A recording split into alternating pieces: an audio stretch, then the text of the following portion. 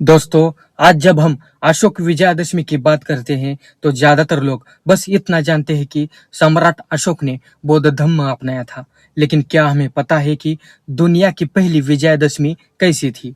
2300 साल पहले वो क्षण कैसा था जब पूरी धरती पर पहली बार इंसानियत ने हिंसा पर विजय पाई थी। आज दुख होता है ये देखकर कि बौद्ध समाज ने इस स्मृति को भुला दिया है। करोड़ों लोग विजयादशमी मनाते हैं, लेकिन उन्हें असली विजयादशमी का इतिहास ही नहीं पता। ये दिन सिर्फ सम्राट अशोक का नहीं है, ये दिन कोरोना की जीत है, धम्म की जीत है और मानवता की जीत का प्रतीक है। आज मैं आपको उसी काल में ले जाऊंगा, उस पहली विजयादशमी की ओर जब पूरी दुनिया की सांसें थम गई और इतिहास का रुख बदल रहा था। वर्ष था 261 ईसा पूर्व। भारत का सबसे शक्तिशाली राजा सम्राट अशोक अपने साम्राज्य का विस्तार कर चुका था, लेकिन एक जगह थी जिसने उसकी महत्वाकांक्षा को चुनौती दी। कलिंग। कलिंग युद्ध हुआ। लाखों लोग ढेर, चीखों की गूंज, जलते गांव, रोती हुई स्त्रियां, अनाथ बच्चे, चारों ओर विनाश ही विनाश। इतिहास कहता है 1 लाख से अधिक लोग मारे गए, 1.5 लाख से ज्यादा कैदी बनाए गए और असंख्य लोग बेघर हो गए। सम्राट अशोक वो योद्धा जिसने कभी हार नहीं देखी थी, पहली बार अपनी ही जीत पर कांप उठा। उसने मैदान में पड़े शव देखे, उसने औरतों की चित्कार सुनी, उसने अनाथ बच्चों की आंखों में सवाल देखे और तब उसकी आत्मा कांप गई। उसी क्षण से अशोक के भीतर का राजा मर गया और एक इंसान पैदा हुआ। कलिंग युद्ध के बाद सम्राट अशोक ने संकल्प लिया, अब और नहीं, मैं तलवार नहीं, धम्म को अपनाऊंगा। मैं रक्तपात नहीं, कोरोना का रास्ता चुनूंगा। और दोस्तों, यही संकल्पना बनी अशोक विजयादशमी का आधार। आज से लगभग 2300 साल पहले एक दिन पाटलिपुत्र की नगरी में राजमहल से लेकर सड़कों तक उत्सव जैसा माहौल था।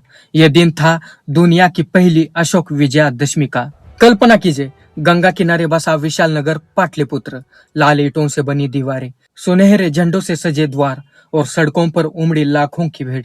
चारों ओर धम्म के ध्वज लहरा रहे हैं, भिक्षुओं की पंक्तियां दिखाई दे रही है, उनके हाथों में भिक्षा पात्र, चेहरे पर शांति और ओठों पर पाली भाषा के मंत्र। बुद्धम शरणम गच्छामि, धम्मम शरणम गच्छामि, संघम शरणम गच्छामि। जनता का सैलाब उमट रहा है। किसान, शिल्पकार, सैनिक, स्त्रियां, बच्चे, सब एक साथ एक ही धारा में। आज कोई राजा नहीं, कोई प्रजा नहीं, सब धम्म के मार्ग पर बराबर खड़े हैं। राजमहल का द्वार खुलता है। हाथियों और घोड़ों की लंबी कतार के बीच सफेद वस्त्रों में सम्राट अशोक प्रकट होते हैं। वो अशोक जिसने कभी सोने के कवच पहने, हाथों में तलवार थामी थी, आज निर्वाण की तरह सादा वस्त्र पहने हुए हैं। उनकी आंखों में कोरोना है, चेहरे पर गंभीरता। लाखों लोग चिल्लाते उठते हैं, धम्म की जय हो, सम्राट अशोक की जय हो। विशाल मैदानों में एक धम्म सभा सजाई गई है। मंच पर बुद्ध की प्रतिमा विराजमान है, साधारण, शांत लेकिन अलौकिक। सैकड़ों भिक्षु बैठे हैं, उनके बीच उपगुप्त भिक्षु, अशोक के गुरु, जिन्होंने उन्हें धम्म मार्ग पर लाया था। अशोक आगे बढ़ते हैं और पूरी जनता मौन हो जाती है। वो घुटनों के बल बैठते हैं, हाथ जोड़ते हैं और गुरु भिक्षु उपगुप्त से कहते हैं, बनते, आज मैं सम्राट नहीं हूँ, एक साधारण जीव हूँ। मैं बुद्ध, धम्म और संघ की शरण लेता हूँ। तुरंत पूरी सभा में मंत्र गूंज उठते हैं। बुद्धम शरणम गच्छामि, धम्मम शरणम गच्छामि, संघम शरणम गच्छामि।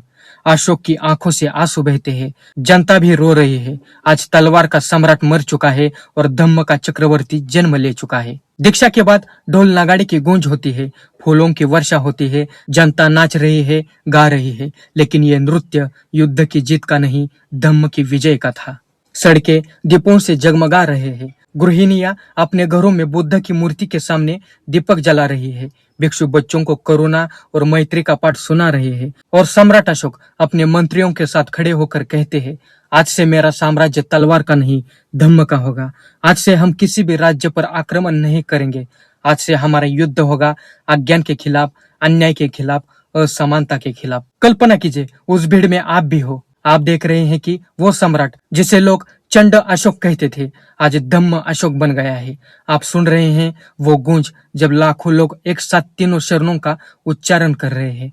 आप महसूस कर रहे हैं कि पूरी धरती पर शांति उतर आई है। वो दिन, वो पहली विजयादशमी सिर्फ एक धार्मिक उत्सव नहीं था, बल्कि मानव सभ्यता का टर्निंग पॉइंट था। आज से पहले कभी कोई राजा नहीं था जिसने अपने साम्राज्य की नींव हिंसा पर नहीं बल्कि धम्म पर रखी हो। अशोक ने विजयादशमी के बाद अपने साम्राज्य में अस्पतालों का निर्माण कराया, यात्रियों के लिए धर्मशालाएं बनवाई, पशुओं और पक्षियों के लिए भी आश्रय स्थल तैयार किए और सबसे बड़ी बात, अपने साम्राज्य के हर कोने में धम्म स्तंभ गड़वाए, जिन पर खुद अपने हाथों से मैं अशोक अब सबका पिता हूँ, मेरी संतानें चाहे किसी भी धर्म किसी भी जाति की हो, सब मेरे लिए बराबर है। दोस्तों, ये थी दुनिया की पहली अशोक विजयादशमी। ये सिर्फ एक त्योहार नहीं, ये इंसानियत का सबसे बड़ा उत्सव है। लेकिन आज दुख होता है ये देखकर कि हम बौद्ध लोग इस स्मृति को भूल चुके हैं। हम दशहरा मनाते हैं, रावण दहन करते हैं, लेकिन हमें अपनी असली विजयादशमी की जानकारी नहीं है। हमें ये याद रखना होगा कि हमारी असली विजयादशमी तब है जब हम द्वेष छोड़कर करुणा अपनाएं, जब हम अन्याय छोड़कर समता अपनाएं। आज जरूरत है कि हर बौद्ध, हर इंसान इस इतिहास को जाने और इसे अपना बनाए। सम्राट अशोका ने 2300 साल पहले जो मशाल जलाई थी, उसे हमें आगे बढ़ाना होगा। दोस्तों, अगर आपको लगता है कि ये इतिहास हर बौद्ध तक पहुंचना चाहिए, तो इस वीडियो को जरूर शेयर कीजिए, क्योंकि जब तक हम अपनी असली विजयादशमी को नहीं पहचानेंगे, हम कभी भी असली आजादी, असली धम्म और असली इंसानियत को नहीं जी पाएंगे। वीडियो कैसा लगा कमेंट करके जरूर बताना। चैनल को अभी तक सब्सक्राइब नहीं किया है तो जरूर सब्सक्राइब करें, इस वीडियो को लाइक करें। और इन वीडियोस को बनाने में बहुत मेहनत लगती है, रिसर्च करना पड़ता है। तो आपको मेरा काम पसंद आता हो तो ज्वाइन और थैंक्स फीचर्स के जरिए आप मेरे काम को सपोर्ट कर सकते हो।